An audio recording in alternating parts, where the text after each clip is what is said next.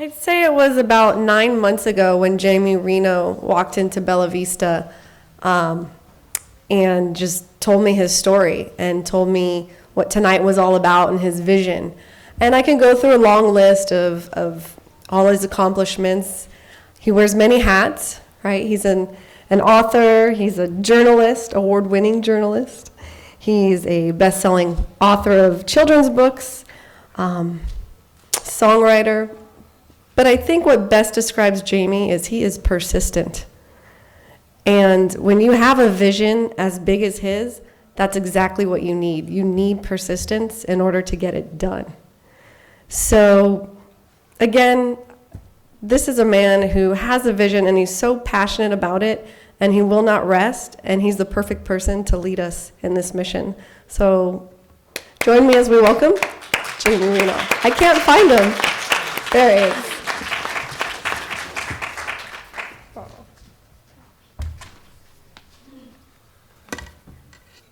Welcome, everybody. This is the first global conference of the China Lymphoma Project. So thank you for being here. It's very exciting. It has been about a year in the making. And boy, there's a lot I could say. First of all, I want to say that I do own other clothes. I just noticed I'm wearing the same thing as that. I do have another jacket, another pair of pants. Anyway, so let's talk a little bit about what we're doing. It's actually quite simple. This is all about friendship. This is a friendship project between the United States and China, the people of our two great countries. I've long held a love and admiration for Chinese people. It kind of dates back, well, my wife's in the audience, but I did have a girlfriend in college who was from China. And I sort of was introduced to Chinese people and families during that time, and I made many friends, Chinese friends. So I've just always had an affinity for Chinese people. And as some of you know, I was diagnosed with stage 4 non-Hodgkin's lymphoma 19 years ago. And I'm now in my 4th battle. I have lymph nodes in my body, but I'm okay. It's basically what we call watch and wait. They're not growing, so I'm good.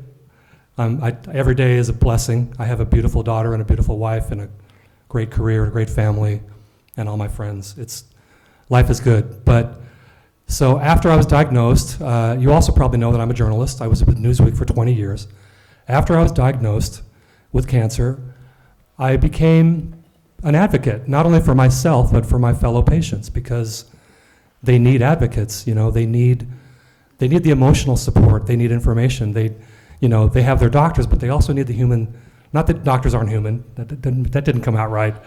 I have great admiration for doctors, but you guys know what I mean.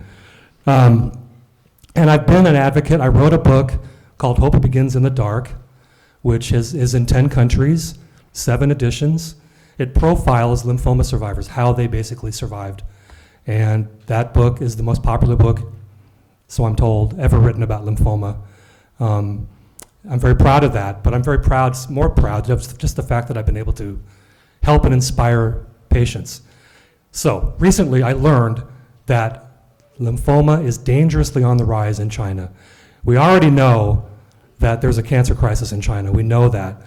22% of the world's cancer patients are in China.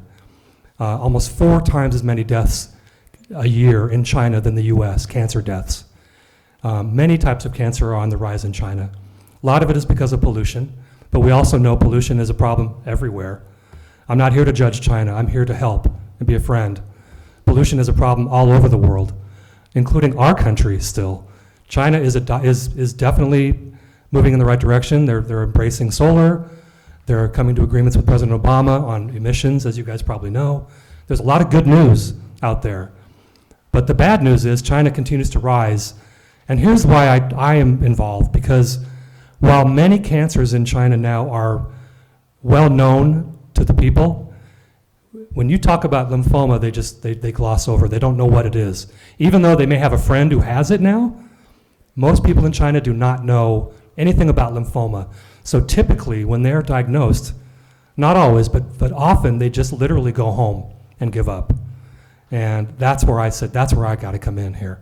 Because what we're doing is very simple. We're reaching out to the most populous country in the world, my friends, and basically giving the lymphoma patient population and their families and friends information and hope.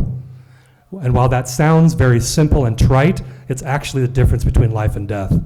Because if you have information, if somebody tells you that it's treatable and you show them a person, because part of what we're doing is peer-to-peer counseling, peer-to-peer counseling. You show them a person who's been through it and came out the other side, like me, or people in China, they will have much greater tendency to fight. So that's what we're doing. We're going to be giving them, there's 700 million people in China with smartphone apps. And I'm working with the University of Massachusetts Public Health to create a new app for smartphones that tell people about this cancer. And eventually we're going to do other cancers, but right now we're focusing on lymphoma. So there's a lot more that I could say. Just know that this is a project that's just beginning, and we're going to help a lot of people, and I would love your support. We are completely funded by educational grants, tax deductible. It all goes to the Asian Heritage Society, which is a great organization here in San Diego. It all goes to this project, directly to this project. So let's get started. We have an amazing group of speakers tonight. I'm kind of blown away myself. Did I really do this? Did I really get all these people to come to my project? I'm really excited. So thanks again, guys, for coming. Let's get started.